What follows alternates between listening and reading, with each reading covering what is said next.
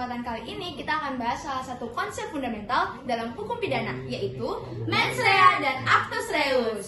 Nah, sebelum masuk pembahasan, kita perlu tahu dulu nih bahwa dalam hukum pidana terdapat asas yang sangat penting yang berbunyi Gin straf non quo, yang artinya tidak ada pidana tanpa kesalahan. Betul banget, artinya seorang tidak bisa dipidana hanya karena sebuah peristiwa, tapi harus ada kesalahan yang dapat dipertanggungjawabkan secara hukum.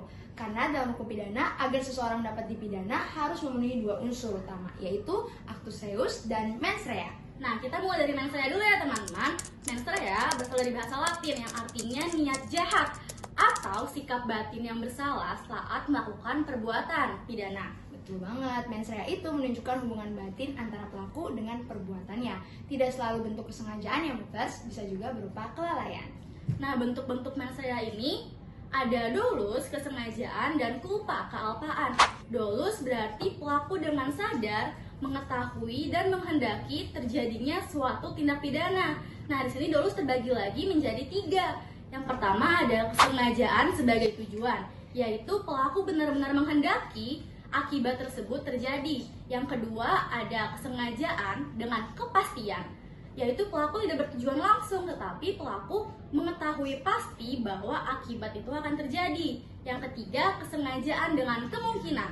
Pelaku menyadari ada kemungkinan akibat tersebut terjadi, namun tetap melakukan perbuatan tersebut. Betul banget, selanjutnya kita akan bahas culpa, yaitu kealpaan atau kelalaian. Ini terjadi karena kurang hati-hati atau tidak memperhitungkan akibat dari perbuatannya.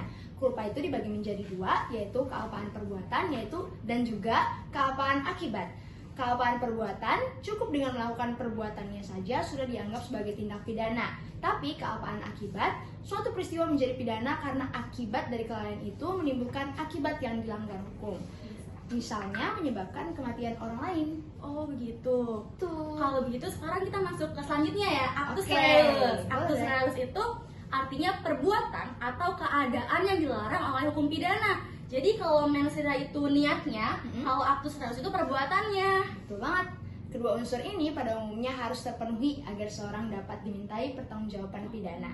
Tanpa mens rea dan actus reus, maka tidak dapat dijatuhkan pidana ya teman-teman, sesuai dengan asas Gens straf non quo.